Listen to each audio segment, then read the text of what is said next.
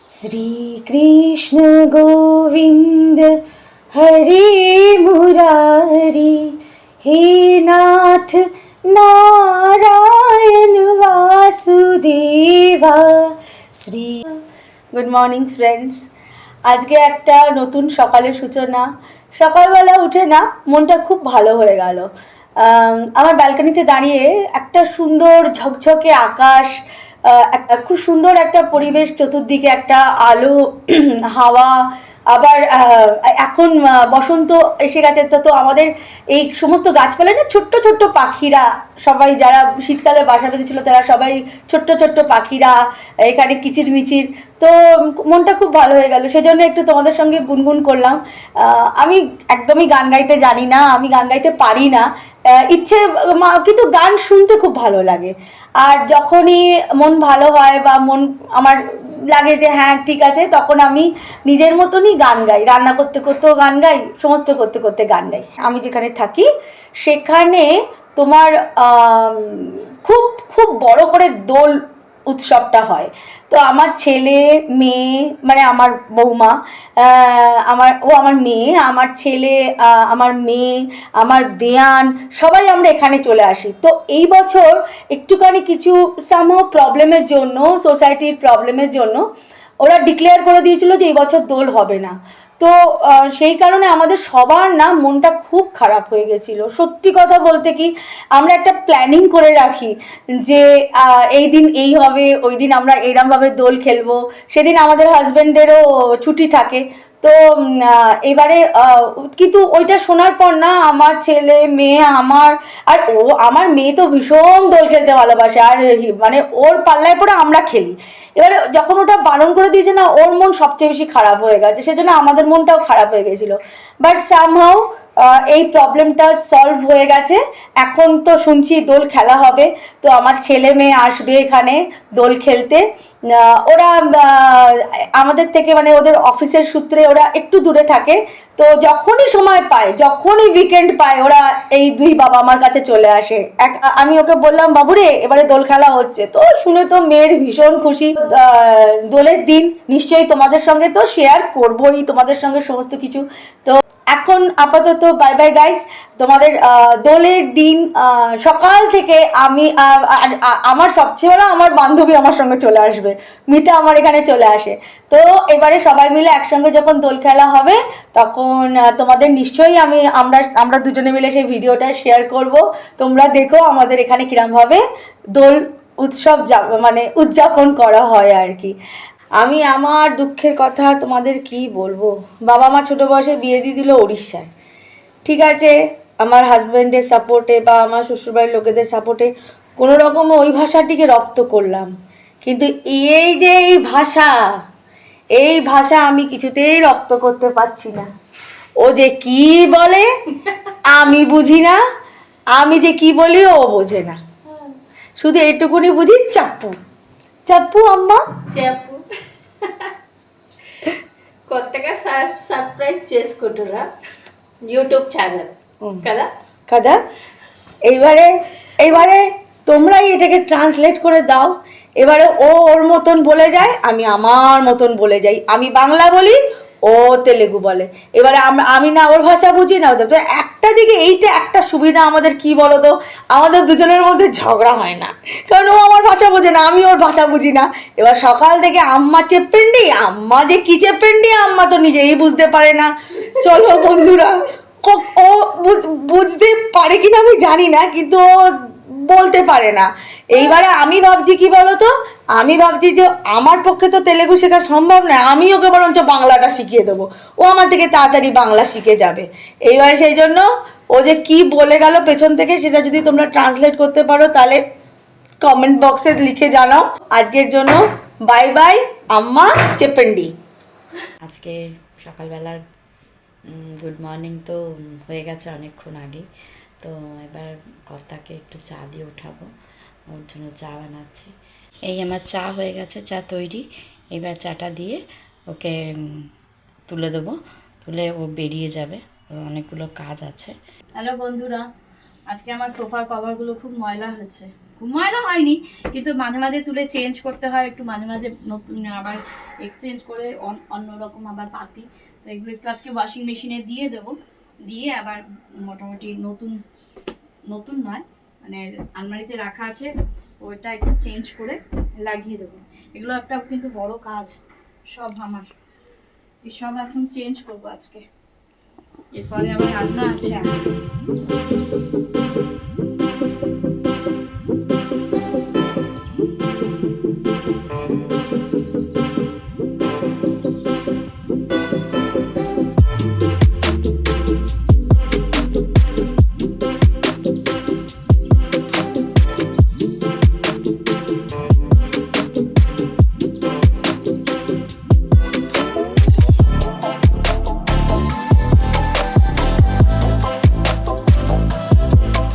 দুদিন পরে হোলি আসছে, তো মেয়ে আসবে, বড় মেয়ে আসবে। যেদিন বড় মেয়ে আসবে তোমাদের সাথে আলাপ করিয়ে দেবো।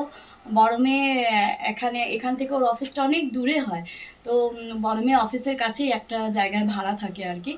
এখানে নিজেদের দুটো ফ্ল্যাট থাকতেও এখানে থাকতে পারে না, ওইখানে থাকে। তো বড় মেয়ে আসবে হোলির দিন, তোমাদের সাথে সবার সাথে সেদিন আলাপ করিয়ে দেবো। হোলির দিনে কি কি করলাম সেটা দেখানোর চেষ্টা করব। এই জন্য একটু এগুলো চেঞ্জ করে দিলাম, কারণ হোলির দিন না হোলি খেললে একটু কালার থেকেই যায়, তখন দেখবো সোফার কভারের মধ্যে লেগে কভারগুলো নষ্ট হয়ে যাচ্ছে। তো এই জন্য একটু কালারফুল সোফা কভারটাই লাগিয়ে দিলাম।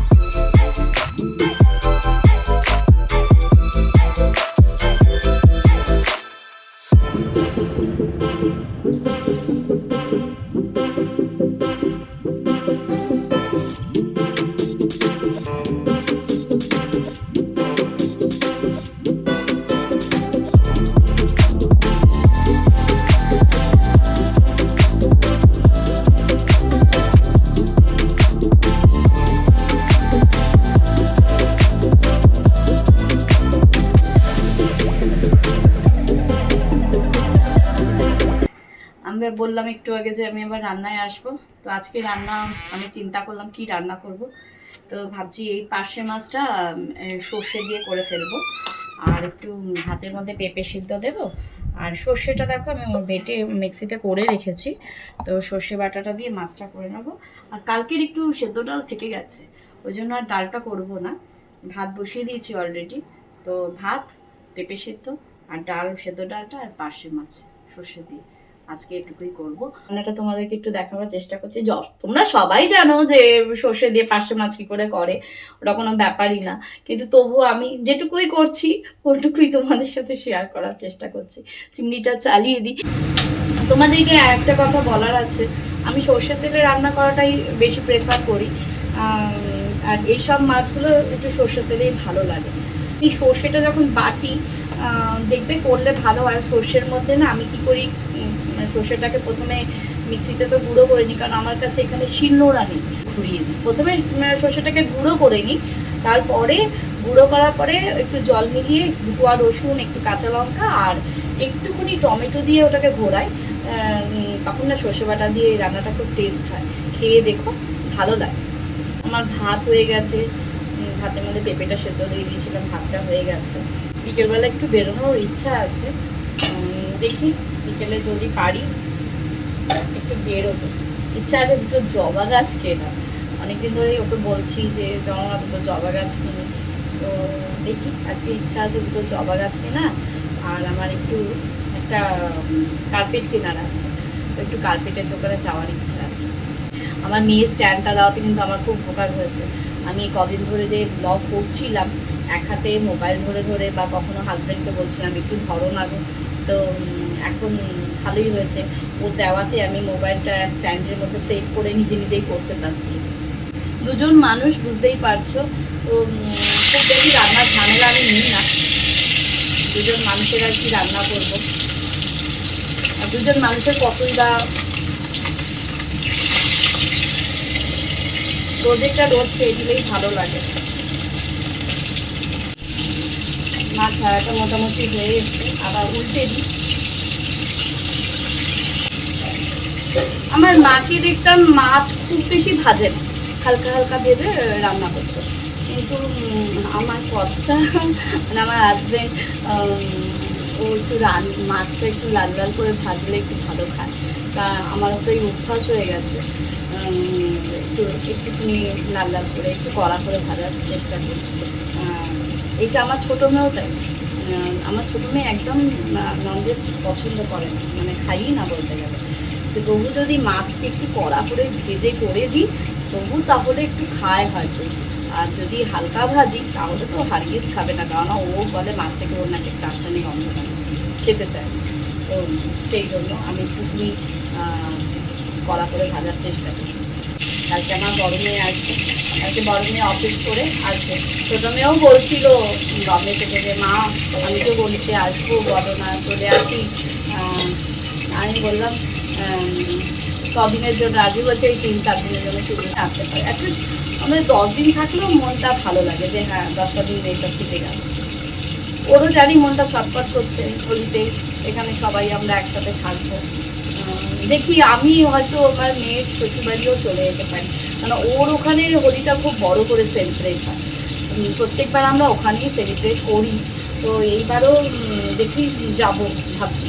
মেয়ে আসবে কালকে আমার বাড়িতে, তাহলে পরশু সকালবেলা আমি মেয়ে আমরা সবাই ওর বাড়িতে চলে যাবো। ও খুব বলছে, মৌ অনেকবার করে বলছে চলে আর প্রত্যেকবার তো আসি, সেবার কেন আসি না। আমার বড় মেয়ে আমার হাতে রান্না খুব মিস করে, বলে মা আমি তোমার মতো তো করতে পারি না। সত্যি কথা বলতে ওরা অফিস কাচারি করে আর আবার এসে রান্না করে, কোনো রকম করে নেয়। আমিও কোনো রকমই করি, কিন্তু তবুও বলে না মায়ের হাতের রান্না। আমরা যেমন এখনও মায়ের হাতের রান্না মিস করি, আমি ভীষণভাবে মিস করি। মা যে একটা কিসের মানে কী সব সবজি আছে ফ্রিজে, মাকে বলছি মা সকালে জিজ্ঞেস করতাম মা বাজার করার নেই আজকে। আমার মা মারা গেছে, আমার মা 2015 সালে মারা গেছে। কিছু রান্না করেনি, মা বলে ও যা আছে কিছু করে নেবে। গরমের ছুটিতে যখন যেতাম তখনকার কথা বলছি, তো দেখতাম ফ্রিজে কী সব আছে ওই সব দিয়ে মা এত সুন্দর রান্না করে ফেলতো যে মায়েদের মতো কোনোদিনও হতে পারবো না, আর মানে চেষ্টা করলেও হবো না।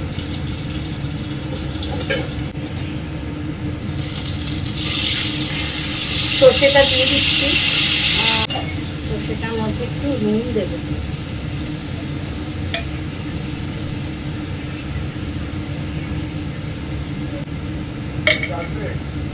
অল্প একটু হলুদ দিলাম, দিয়ে কাঁচা লঙ্কা দিয়ে যেহেতু বেটেছি, তো কাঁচা লঙ্কা সর্ষের মধ্যে কাঁচা লঙ্কা দিয়ে বেটেছিলাম, তো হয়ে গেছে। তো আমার এই হয়ে গেছে রান্না। একটুখানি কাশ্মীরি লঙ্কা গুঁড়ো একটু কালার হওয়ার জন্য দিতে, একটু রান্নায় বাঙালিরা একটু কালার হলে ভালো লাগে দেখতে। মানে সর্ষের ঝোলটা ফুটে গেছে, আমি আবার মাছগুলো দিয়ে দেবো।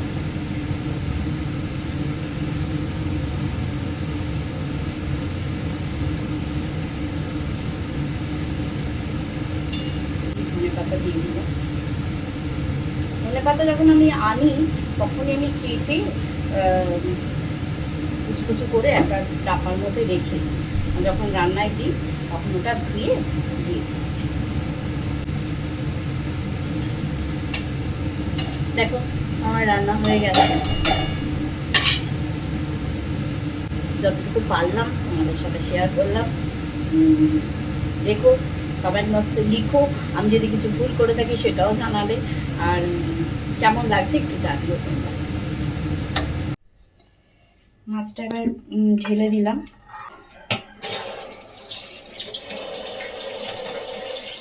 কমপ্লিট আমার মাছ। তো বেরোলাম, যাচ্ছি আমি এখন কার্পেটের দোকানে। এই বেরোলাম আমরা, বেরিয়ে গেলাম।